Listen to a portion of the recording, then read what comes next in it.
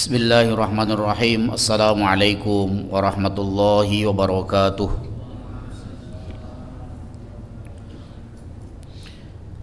Alhamdulillah alladzi anzala as-sakinata fi qulubil mu'minin liyazdadu imanan ma'a imanihim. Asyhadu an la ilaha illallah wahdahu la syarikalah wa asyhadu anna Muhammadan abduhu wa rasuluhu la nabiyya wa la rasula ba'dah. Allahumma salli wa sallim wa barik ala hadza nabiyil karim nabiyyina Muhammadin sallallahu alaihi wasallam wa ala alihi wa sahbihi wa man sara ala nahdihi ila yaumil qiyamah, amma ba'du. Faqala Allah ta'ala fi kitabihil karim, a'udzu billahi minasyaitonir rajim.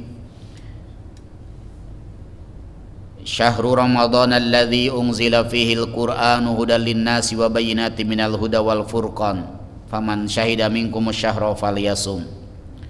Wa qala aidan inna anzalnahu fi lailatul qadr wa ma adraka ma lailatul qadr lailatul qadri khairum min alfi syahr, al-ayah.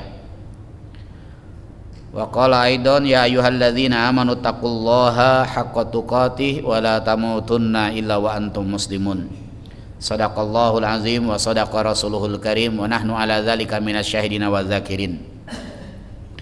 Hadirin sidang jamaah zuhur yang dirahmati Allah Subhanahu wa taala, alhamdulillah kita panjatkan rasa syukur kehadirat Allah Subhanahu wa taala. Siang ini kita sudah memasuki hari yang ke-24 ya. Oh, Pak. Betul 20 berapa? Yang jelas bagi yang puasanya hari Selasa nanti malam ganjil. Bagi yang puasanya hari Senin nanti malam genap. Ya, malam 24 kayaknya bagi yang puasanya hari Senin, sedangkan bagi yang hari Selasa tanggal 20, malam tanggal 23. Jadi ganjil dan genapnya jadi bingung ya. Tapi Allah itu tidak bingung ya. Ya kitanya saja, manusianya saja. Dan tidak perlu bingung, tinggal kita memulainya dari hari mana begitu. Kalau kita memulai dari hari Senin, berarti malam nanti adalah malam genap. Kalau memulai dari hari Selasa, berarti malam nanti malam ganjil. Ya, kalau gitu Lailatul Qadarnya dapat yang mana ini? Katanya kan di malam ganjil kan itu ya. Itu mah enggak usah mikir. Allah Subhanahu wa taala Maha tahu. Bagi kita bagaimana terus berusaha untuk mendapatkan Lailatul Qadar. Hadirin yang dirahmati Allah Subhanahu wa taala, siang ini saya ingin mengajak hadirin semuanya untuk memahami dulu konstruksi tentang Ramadan itu sendiri, agar kita bisa memahami bagaimana kita mensikapi Ramadan ya, dan apa yang harus kita maksimalkan di bulan Ramadan. Ramadan itu asalnya adalah bulan yang sama dengan bulan-bulan yang lainnya, bulan yang biasa-biasa saja, sama dengan bulan Muharram, sama dengan bulan Safar, sama dengan bulan Rabiul Awal dan bulan-bulan yang lainnya. Ya, Ramadan asalnya tidak ada hubungannya dengan puasa. Ramadan asalnya tidak ada hubungannya dengan Al-Qur'an. Jadi sama dengan bulan-bulan yang lain. Konon katanya nama-nama bulan itu muncul sekitar tahun 420 Masehi, dimulai oleh kakek yang keenam dari Nabi Muhammad SAW yang bernama Kilab bin Murrah. Jadi kakek Nabi Muhammad itu mengumpulkan seluruh penduduk di Jazirah Arab untuk melakukan konferensi dan mengambil keputusan, kesepakatan, konvensi ya, untuk menentukan nama-nama bulan agar memudahkan mereka di dalam melakukan aktivitas, khususnya adalah aktivitas berdagang. Sebelumnya, sebelum ada nama-nama bulan ini yang dikenal oleh mereka ya bulan Masehi, karena kalender Julian itu kalender yang pertama dibuat oleh manusia yang kemudian dikoreksi oleh Gregorius ya. akhirnya dikenal sebagai kalender Gregorius begitu. Nah, setelah itu yang dikenal adalah nama-nama bulan Masehi itu. Nah, hadirin yang dirahmati Allah Subhanahu wa taala, walaupun Allah di dalam Al-Qur'an mengatakan inna iddatasy syuhuri indallahi isna asyara syahron, kan gitu ya. Ya. Jadi hitungan bulan dalam satu tahun itu adalah 12 bulan. Nama-nama bulan itu kapan? Itu tidak ditunjukkan oleh Allah Subhanahu wa taala dalam Al-Qur'an maupun oleh Rasulullah di dalam hadis. Nah, baru ditemukan pada tahun 420 Masehi. Itu pun karena mereka ingin ada ketertataan di dalam melakukan aktivitas hidupnya. Karena ketika itu terjadi kekacauan, kapan saatnya berdagang, kapan saatnya umroh, kapan saatnya berperang, kan begitu. Karenanya mereka melakukan konvensi, dibuatlah nama-nama bulan. Dan nama-nama bulan itu memang menjadi karakter orang Arab. Orang Arab itu akan mengabadikan sesuatu ketika itu terkait dengan keadaan mereka atau terkait dengan cuaca begitu. Seperti misalkan ada nama tahun gajah. Tahun gajah itu karena ada peristiwa penyerangan Ka'bah oleh Abraha. Karena itu merusak sendi-sendi kehidupan sosial, ekonomi, politik masyarakat pada saat itu, maka mereka mengabadikan peristiwa itu menjadi nama tahunnya tahun gajah. Itu berlaku sampai tahun berapa? Wallahu a'lam bishawab, begitu ya. Kita tidak mengetahui. Nah, hadirin yang dirahmati Allah, begitu pula dengan nama-nama bulan. Maka hasil konvensinya, kesepakatannya dibuatlah nama bulan Muharram, karena mereka bersepakat pada bulan itu tidak melakukan perang. Kenapa perlu menyepakati itu? Karena memang kehidupan pada masa itu tidak pernah sepi dari berperang. Ya, hukum yang berlaku pada saat itu hukum rimba. Siapa yang kuat dia yang menang. Dan yang menang itu bisa menguasai wilayah-wilayah subur di Jazirah Arab. Padahal wilayah yang subur atau yang ada airnya di wilayah Jazirah Arab itu sangat-sangat sulit, sangat-sangat jarang. Tapi penguasaan mereka terhadap wilayah subur itu tidak selalu bertahan lama, ya, karena kelompok-kelompok yang lain pun tetap berusaha untuk merebutnya. Disitulah maka perang itu tidak pernah berhenti gitu. Maka mereka bersepakat di bulan Muharram mereka istirahat berperang. Bahasa kita sekarang gencatan senjata. Ya, bulan Muharram dipakai untuk ibadah, yaitu ibadah haji, ya. Kan sebelumnya ada bulan Zulhijjah, itu juga dilarang. Itu termasuk Ashhurul Hurum, bulan yang dimuliakan, artinya dilarang untuk berperang karena mereka gunakan untuk menunaikan ibadah haji. Sama dengan bulan Zulqa'dah. Ya, sedangkan bulan Rajab yang masuk Ashhurul Hurum itu digunakan untuk umroh, itu oleh masyarakat Arab kuno pada waktu itu, sesuai dengan kesepakatan. Terus ada bulan Safar. Safar itu kosong, artinya memang masyarakat Arab khususnya para laki-laki itu tidak berada di rumah pada bulan itu. Mereka berada di luar rumah untuk berdagang, maka disebutlah bulan Safar. Kemudian kenapa disebut dengan bulan Ramadan? Karena cuacanya pada saat itu sangat-sangat terik, sangat-sangat panas. Matahari seakan hanya beberapa meter dari bumi saja, begitu, seakan-akan panas sekali. Ya, kita di Indonesia tidak pernah bisa membayangkan bagaimana panasnya di sana, begitu, karena kita tidak hidup di sana. Tapi orang Indonesia yang berumroh di musim panas itu dipastikan tidak bisa tawaf karena tidak kuat, begitu, dengan teriknya matahari. Nah, karena sangat panas itulah maka mereka bersepakat dinamakan Ramadan, artinya panas. Nah, kebiasaan orang Arab di musim panas kalau tidak berdagang keluar dari wilayah Arab, ya ke Syam, ya di musim panas, atau mereka berada di rumah, asik di rumah, beraktivitas di rumah. Nah, Rasulullah Shallallahu Alaihi Wasallam memanfaatkan saat-saat musim panas itu untuk selalu menuju ke Gua Hira, beruzlah, merenung tentang hakikat kehidupan. Karena budaya yang ada di tengah-tengah kehidupan Rasulullah pada saat itu adalah budaya yang tidak sesuai dengan fitrahnya. Bagaimana manusia itu hidup hanya tidur, bangun, nongkrong-nongkrong, mabuk-mabukan, main perempuan, makan, tidur lagi, begitu. Seakan-akan hidup itu tanpa makna, ya. Maka kalau kehidupan manusia seperti itu tidak ada bedanya dengan kehidupan binatang. Kehidupan binatang juga seperti itu. Itulah yang selalu direnungkan oleh Rasulullah Shallallahu Alaihi Wasallam, sampai kemudian pada saat Rasulullah beruzlah itu turunlah wahyu yang pertama yang kita kenal dengan surat Al-Alaq ayat 1 sampai dengan 5, dan konon itu terjadi pada tanggal 17 Ramadan. Iqra bismi rabbikal ladzi khalaq, khalaqal insana min 'alaq, Iqra wa rabbukal akram alladzi 'allama bil qalam, 'allamal insana ma lam ya'lam. Jadi kalau ayat syahrul Ramadan alladzi unzila fihil Quran, pada bulan Ramadan Al-Quran diturunkan, itu merujuk kepada peristiwa turunnya Al-Quran yang pertama kepada Nabi Muhammad Sallallahu Alaihi Wasallam. Karena Al-Quran itu diturunkan secara tadarruj, secara bertahap.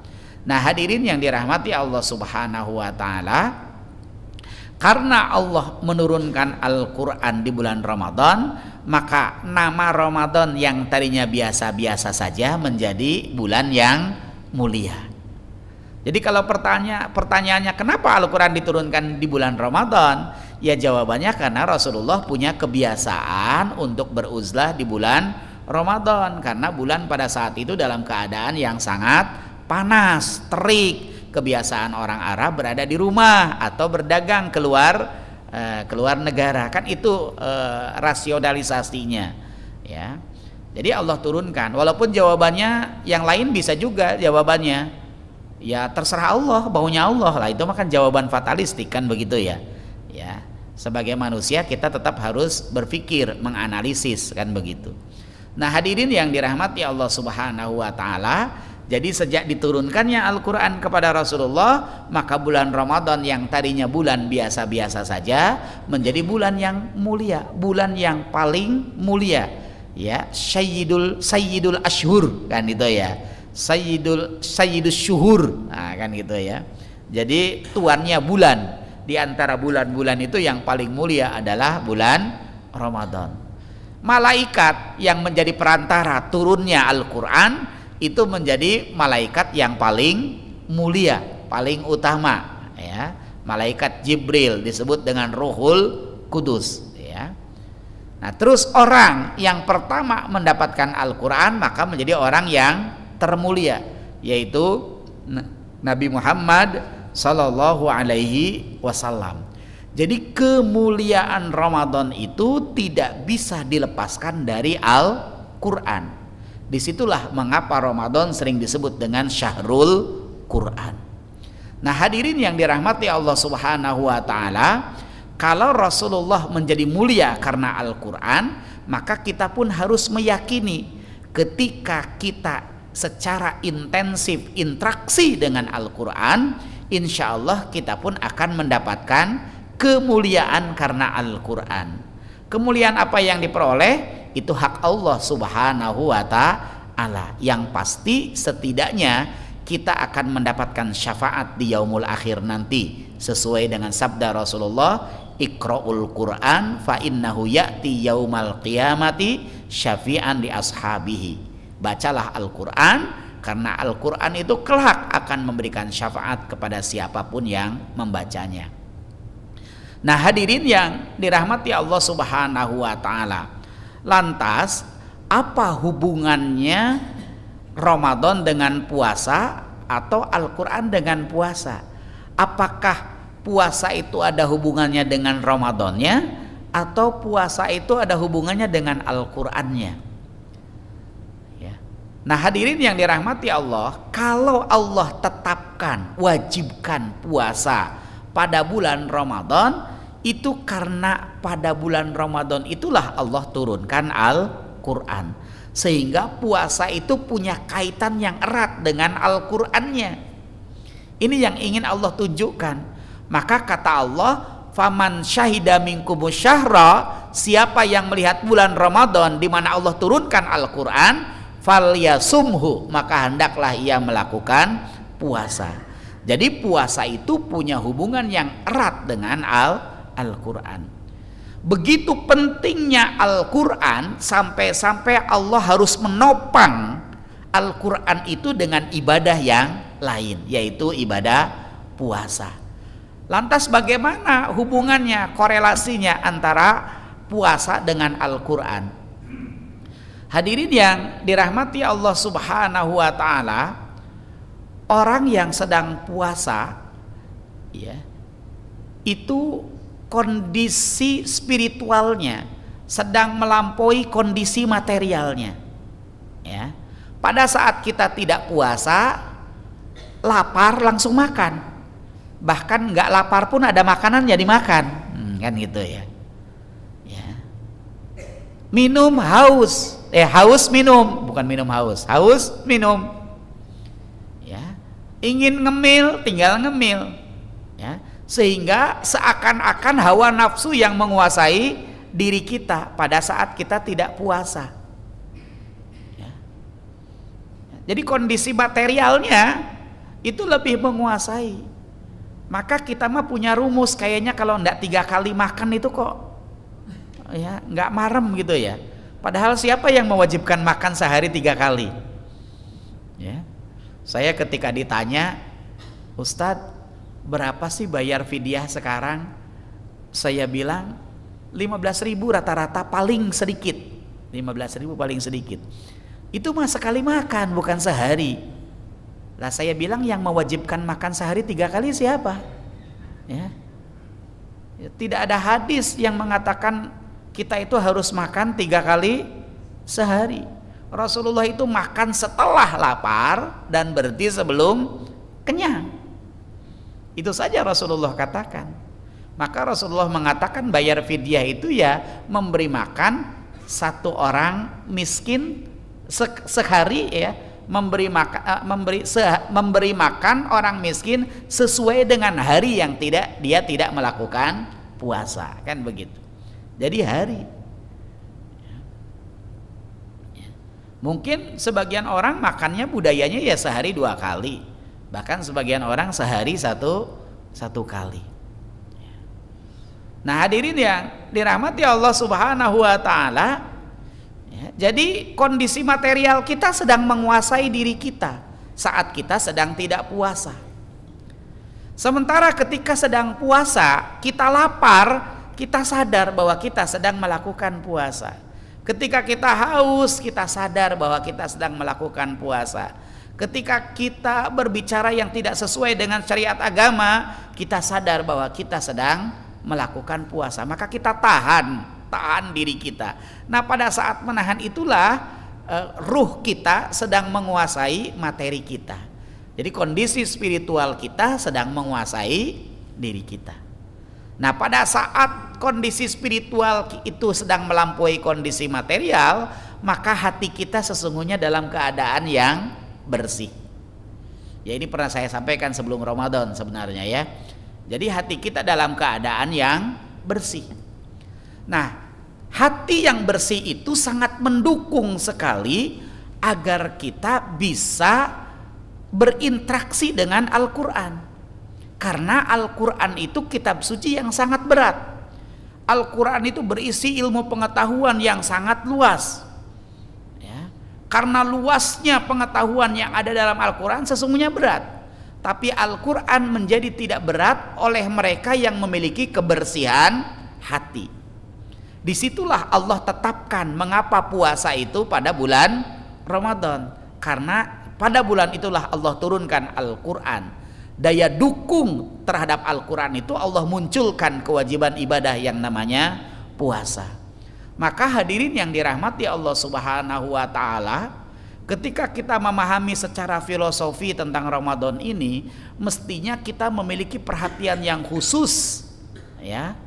Memiliki perhatian yang spesial khususnya di bulan Ramadan terhadap Al-Quran. Bagaimana kita interaksi lebih intensif dengan Al-Quran di bulan Ramadan ini. Dan momentum Ramadan lah momentum kita untuk secara intensif interaksi dengan Al-Quran. Ya. Interaksi dengan Al-Quran itu kan ada 4. Yang pertama adalah tilawah, yang kedua adalah tahfidz, yang ketiga adalah tadarrus, yang keempat adalah tatbik, ya, membaca, menghafal, mengkaji, mengamalkan. Itu kan interaksi dengan Al-Quran. Pada bagian mana yang kita ambil? Tentunya kalau kita ingin secara sempurna interaksi dengan Al-Quran, ya maka keempat unsur interaksi dengan Al-Quran itu harus kita penuhi semuanya. Ya, tilawah Al-Quran kita penuhi. Ya, walaupun kita tidak harus memiliki waktu khusus, ya kita bisa meniatkan menghatamkan sambil kita melakukan sholat. Ya, ya. Misalkan di sini sholat sehari 1 juz misalkan, ya sehari 1 juz, walaupun mungkin yang tersisa tinggal imamnya doang, ya makmumnya kagak ada yang kuat. Apalagi kalau misalkan sholat tarawih kayak di Temboro, sehari 30 juz selesai, membutuhkan waktu 8 jam berdiri, ya khatam itu 30 juz. Jadi dari jam habis isya sampai dengan waktu sahur tidak tidur, ya menahan lelahnya berdiri, menahan kantuk, ya dan sebagainya. Jadi tantangannya sangat besar.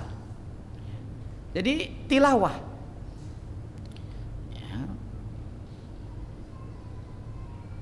Tahfidz sesuai dengan kemampuan kita. Ya mungkin interaksi dengan Al-Quran itu bisa kita jadikan sebagai wirid kita.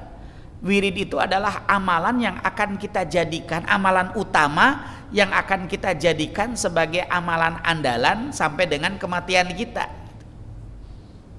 Ya. Ya. Menghafal Quran, mengkaji satu ayat demi satu ayat. Kaji dengan sebaik-baiknya agar kita bisa mengamalkan Al-Quran. Karena bagaimana mungkin kita bisa mengamalkan Al-Quran tanpa kita mengkajinya, ya. Bahkan hadirin yang dirahmati Allah Subhanahu wa Ta'ala, mestinya ya kehidupan kita, pengetahuan yang berkembang, teori-teori ilmu kita, epistemologinya adalah Al-Quran, mestinya kan begitu ya. Mestinya itu. Jadi integrasi pengetahuan dengan Al-Quran, ilmu pengetahuan dengan Al-Quran itu adalah ketika epistemologinya Al-Quran, ya. Bukan hanya sekedar islamisasi, karena kalau islamisasi bisa jadi mencocok-cocokkan saja, begitu ya. Nah ketika kita jadikan epistemologinya Al-Quran, maka kajian terhadap Al-Quran itu ya harus secara terus menerus kita lakukan, secara intensif kita lakukan, ya. Sehari 1 ayat misalkan itu sudah luar biasa, ya. Berlatih membacanya, tahsinnya, lantas bisa kita hafalkan secara jama'i kalau ayatnya pendek begitu. Kemudian kita fahami dengan baik 1 ayat itu begitu luar biasa. Dan pemahaman kita pada hari ini, ketika besok kita ulang kembali akan muncul perkembangan yang tidak pernah kita duga. Disitulah dahsyatnya Al-Quran. Maka Bapak Ibu hadirin yang dirahmati Allah Subhanahu wa Ta'ala, kita harus menumbuhkan kesadaran tentang pentingnya Al-Quran ini, ya. Jangan sampai kita melakukan sesuatu tanpa didasari oleh nilai Al-Quran, atau kita tidak paham seakan-akan itu hanya kearifan lokal, padahal sesungguhnya itu adalah nilai-nilai yang bersumber dari Al-Quran. Contoh misalkan, ya, menjadi tidak baik ketika pendidikan yang kita berikan kepada anak tidak mengenalkan Al-Quran. Misalkan anak berbakti kepada orang tua, bisa jadi oleh anak-anak zaman sekarang itu dianggap sebagai moralitas, sebagai etika saja, bukan berangkat dari nilai-nilai Al-Quran. Karena berdasarkan etika, maka mereka akan hitung-hitungan secara materi gitu. Kira-kira yang dikeluarkan oleh orang tua saya untuk pendidikan saya berapa, kan kira-kira begitu. Maka akhirnya membalasnya pun seperti itu. Dia tidak menyadari bahwa itu adalah nilai-nilai Al-Quran. Itu ketetapan Al-Quran, kewajiban yang harus ditunaikan. Nah ini hadirin yang dirahmati Allah Subhanahu wa taala. Ya. Sekarang misalkan dengan dunia internet, orang biasa untuk membuli orang lain, ya. Dan dianggap itu sebagai sesuatu yang biasa kalau di media sosial. Dia tidak memahami bahwa itu nilai-nilai yang dilarang di dalam Al-Qur'an, kan gitu. Jadi seakan-akan apa yang berkembang saat sekarang ini adalah sesuatu yang berjalan sesuai dengan perkembangan pengetahuan dan budaya masyarakat. Nah, padahal sesungguhnya kita harus melihat nilai-nilai itu dalam Al-Qur'an. Ketika Al-Qur'an itu melarangnya, maka sebisa mungkin bagaimana kita tidak budayakan, ya. Dan apa yang Quran perintahkan, kita perlu menyampaikan bahwa itu bukan semata-mata nilai-nilai budaya, tetapi itu adalah nilai-nilai yang bersumber pada Al-Qur'an dan As-Sunnah. Ini pentingnya hadirin yang dirahmati Allah Subhanahu wa taala, karena Al-Qur'an itu akan hidup ketika kita menghidupkannya. Tapi Al-Qur'an itu tidak akan pernah hidup kalau kita pun tidak pernah menghidupkannya. Kalau Rasulullah Shallallahu alaihi wasallam ketika ditanya Aisyah ketika ditanya oleh sahabat bagaimana akhlak Rasulullah, lantas Aisyah menjawab khuluquhul Quran, itu adalah kekuatan pemahaman Aisyah terhadap Al-Quran, sehingga apapun yang nampak pada diri Rasulullah Sallallahu Alaihi Wasallam itu benar-benar sesuai dengan nilai-nilai Al-Quran yang difahaminya. Itulah hadirin yang dirahmati Allah Subhanahu wa taala. Tentunya akan sangat panjang kalau kita berbicara tentang keutamaan-keutamaan Al-Qur'an. Ya, bagaimana Al-Qur'an berbicara tentang ujian, ya, bagaimana Al-Qur'an berbicara tentang ekonomi, bagaimana Al-Qur'an berbicara tentang politik, itu adalah kajian lain yang saya kira secara terus-menerus harus kita budayakan dan kita ikhtiari, karena tidak akan pernah selesai sampai dengan akhir hidup kita di muka bumi ini. Bagi kita yang paling penting adalah bagaimana terus berupaya mendekatkan diri kita dengan Al-Qur'an, atau Al-Qur'an terus berada dalam dada kita. Aku qouli hadza billahi taufiq wal hidayah. Assalamualaikum warahmatullahi wabarakatuh.